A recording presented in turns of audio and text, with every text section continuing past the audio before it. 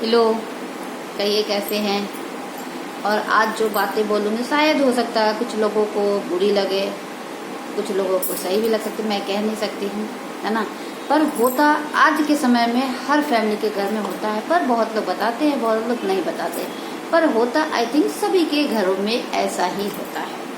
ठीक है, इसकी वजह कौन है ये तो मुझे भी नहीं पता, और शायद ये बात किसी को पता हो भी सकती है या नहीं भी हो सकती है, पर लोग बताना नहीं चाहेंगे। ठीक है ना, तो मैं ही बता देती हूँ। जैसे आप सभी को पता है कि जब बच्चे बड़े होते हैं, है ना, शादी वगैरह होती है, सब कुछ हो जाते हैं, ठीक है ना, तो घर में कभी कभी होता है ना कि झगड़े हो जाते हैं।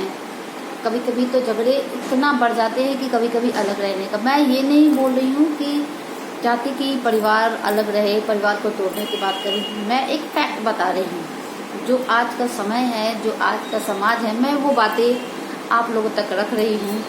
कितना सही है कितना गलत है ये आप लोग बताओगे तो नहीं, बट अगर हो सके तो कोई भी बताइएगा ज़रूर। अगर गलत है तो गलत है, सही है तो आप लोग सजेशन जरूर करिएगा कि हाँ इन्होंने गलत कहा है। ठीक है, तो जब हम शादी वगैरह करते हैं, कुछ भी मान लो, तो घर में बहुएं आती हैं, ठीक है ना, तो फिर कुछ समय बाद मनमुटाव होता है।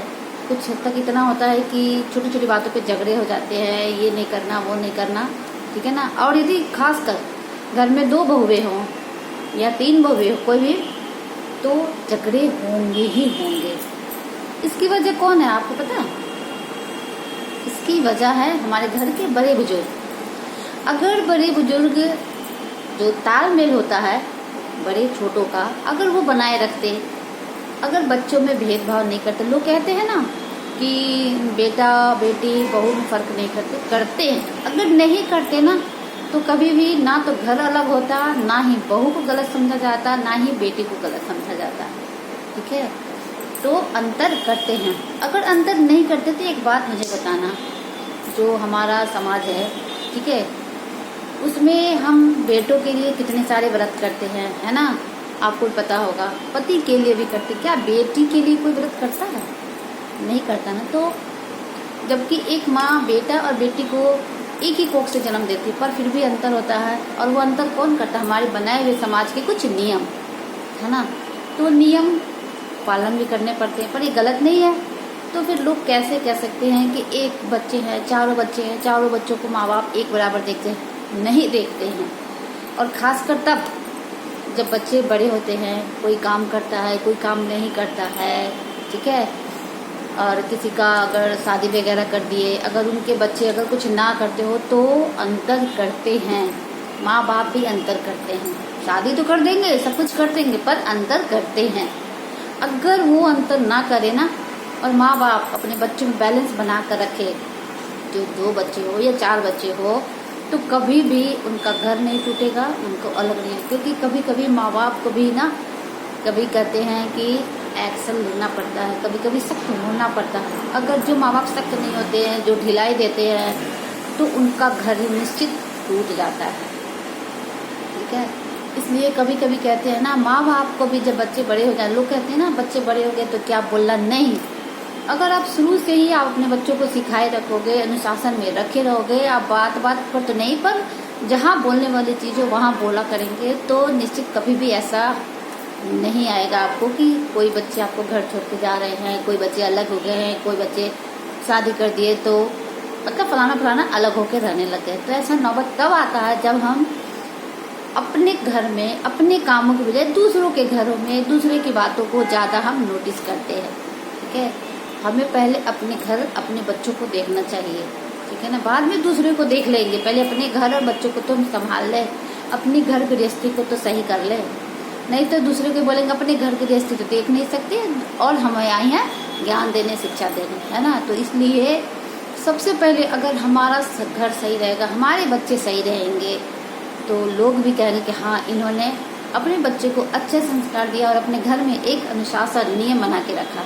तो ये नियम अनुशासन अगर हर घर में होना तो कभी भी घर नहीं टूटेगा। अब पहले के लोगों को देख लो, क्या पहले, अब तो 2-4 होते थे झगड़े, पर पहले के जो लोग मिडिल फैमिली रहते थे, माँ बाप भाई चाचा चाची ताऊ ताई दादा दादी सब कोई रहते थे, पर फिर भी एक साथ रहते थे और एक प्यार घर रहते। थोड़ा ही खाएंगे, कम खाएंगे, ये नहीं पता मुझे, पर वो लोग बहुत अच्छे से रहते थे। हमने ऐसा सुना है पुराने, तो इसलिए हमने आप लोगों से शेयर किया कि पहले के लोग ऐसे रहते थे। कुछ भी तकलीफ होता था ना, तो लोग अपने पास मतलब जितनी भी उनकी क्षमता होती थी वो करने के लिए तैयार होते थे। पर आज के समय में जरा अपने परिवार में किसी से मांग कर देखना, वो पल्ला झाड़ लेंगे, चाहे वो आपके भाई हो, चाहे आपके चाचा हो, चाहे वो आपके माँ बाप हो, कोई भी हो, पल्ला झाड़ लेंगे। ये है आज की हकीकत। क्यों? क्योंकि उनके पास होगा तो जरूर, पर वो देंगे नहीं। देंगे किसको? जो उनको बराबर देखभाल करता है, जो उनको बराबर हर चीज देता है, उनको करेंगे, चाहे वो माँ बाप हो या आपके रिलेटिव हो। ठीक है, तो आज की ये है सच्चाई। तो यही मुझे बोलना था। हो सकता है मेरी बातों से किसी को बुरा लगे, ठेस लगे, मुझे माफ़ करिएगा, पर आज का जो समय है यही फैक्ट है। तो आप लोग ऐसा मत करिए। पहले से भी हम लोग बहुत कुछ सीख ले सकते हैं, समझ सकते हैं कि पहले के लोग कैसे एक साथ रहते थे। हम क्यों नहीं एक साथ रह सकते हैं? हम क्यों नहीं एक साथ रह सकते? जो छोटे छोटे अगर मन मुटाव होते हैं, उसको अगर हम निगलेक्ट करने लग जाएंगे ना, तो हमारा परिवार कभी भी नहीं टूटेगा, एक साथ बना रहे। उसके लिए है कि बड़ों को भी कभी कभी कोई छोटी छोटी बातों को नज़रअंदाज कर देना चाहिए। छोटो अगर गलती कर दे तो कभी कभी तो उन्हें माफ़ कर देना चाहिए। इससे रिश्ते आपके बने रहेंगे, टूटेंगे नहीं। ठीक है ना? आप खुद सोचो, जब एक माँ बाप के 2 बच्चे होते हैं या 3 होते हैं या एक ही होते हैं, है ना, और उनसे कोई अगर गलती हो जाए और यदि माफ़ ना कर पाए और वो कहीं अलग रहे, कहीं चले जाए, तो क्या माँ बाप को दुख तकलीफ नहीं होता होगा? होता होगा, बच्चे को भी होता होगा। क्योंकि ये जो रिश्ता होता है ना, अगर टूट जाए, चाहे कोई भी रिश्ता, तो बहुत तकलीफ होती है ना। तो इसीलिए किसी भी रिश्ते को टूटने ना दे। छोटे छोटे मनमुटाव होते हैं तो उसे निगलेक्ट करना सीखिए, जिससे क्या होगा, प्यार में रिश्ते प्यार बने रहेंगे। तो इतनी छोटी छोटी बातें करके हम चाहें तो अपने रिश्तों को बना सकते हैं और बिगाड़ भी सकते हैं। ये हमारे हाथों में होता है। तो यही कहना था, और आशा लगे करे आप लोग अच्छा लगे तो लाइक और शेयर करिएगा। और जो आज का समाज है, आज के जैसे मत बनिए, परिवार को टूटने मत दीजिए। परिवार को एक माला की तरह बना के रखिए, माला की तरह पिरो के रखिए। जो आजकल कहीं खो गया है, गुम हो गया है, शायद मिल जाए।